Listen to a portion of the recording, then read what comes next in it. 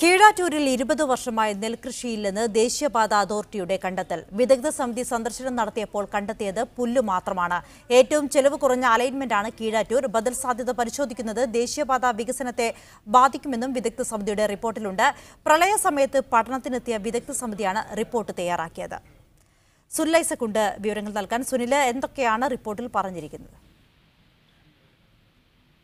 അഞ്ജിത, കഴിഞ്ഞ വർഷം ജൂലൈ 3-ാം തീയതി കേന്ദ്ര ഉപരിതല ഗതാഗത വകുപ്പ് മന്ത്രി നിതിൻ ഗഡ്കരിയും വയൽക്കിളി നേതാക്കളുമായി ഡൽഹിയിൽ ഒരു ചർച്ച നടന്നിരുന്നു. മന്ത്രി അൽഫോൺസ് കണ്ണന്താനത്തിന്റെയും അതുപോലെ തന്നെ BJP നേതാവ് PK കൃഷ്ണദാസിന്റെയും സാന്നിധ്യത്തിലായിരുന്നു ഈ ചർച്ച നടന്നത്. ഈ ചർച്ചയിൽ പ്രധാനമായും ഉരുത്തിരിഞ്ഞ ഒരു നിർദ്ദേശം കീഴാറ്റൂരിന് ബദലായി ഒരു മാർഗം, കീഴാറ്റൂരിന് ബദൽ മാർഗം കണ്ടെത്തുന്നതിന് വേണ്ടി ഒരു സമിതിയെ നിയോഗിക്കുക എന്നുള്ളതായിരുന്നു. ഇതനുസരിച്ച് കേന്ദ്ര ഹൈവേ മന്ത്രാലയം ഒരു സമിതിയെ നിയമിച്ചു. ഈ സമിതി കഴിഞ്ഞ ജൂലൈ 9-ാം തീയതി കീഴാറ്റൂരിൽ സന്ദർശനം നടത്തി. തിരുവനന്തപുരം ഹൈവേ വിഭാഗത്തിന്റെ കേന്ദ്ര ഹൈവേ മന്ത്രാലയത്തിന്റെ തിരുവനന്തപുരം റീജിയണൽ ഓഫീസിലുള്ള സംഘമായിരുന്നു ഇവിടെ പരിശോധനയ്ക്കെത്തിയത്.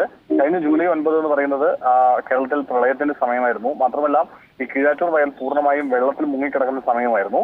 ഈ സമയത്താണ് ഈ സംഘം ഇവിടെ എത്തുന്നത്. തുടർന്ന് ഈ സംഘം കേന്ദ്ര ഹൈവേ മന്ത്രാലയത്തിന് റിപ്പോർട്ട് കൊടുത്തു. ഈ റിപ്പോർട്ടിലാണ് പൂർണ്ണമായും ഈ കഴിഞ്ഞ 20 വർഷത്തോളമായി കീഴാറ്റൂരിൽ നെൽകൃഷി നടന്നിട്ടില്ലെന്നും വിദഗ്ധ സമിതി ഇവിടെ സന്ദർശനം നടത്തിയപ്പോൾ തീറ്റപ്പുല്ലായിരുന്നു ഇവിടെ കൃഷി ചെയ്തിരുന്നതെന്നും റിപ്പോർട്ടിൽ നൽകിയിട്ടുള്ളത്.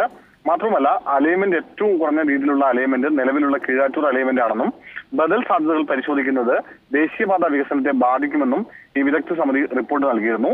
ഈ റിപ്പോർട്ട് നവംബർ മാസം 2-ാം തീയതിയാണ് കേന്ദ്രമന്ത്രി നിതിൻ ഗഡ്കരിക്ക് സമർപ്പിക്കുന്നത്.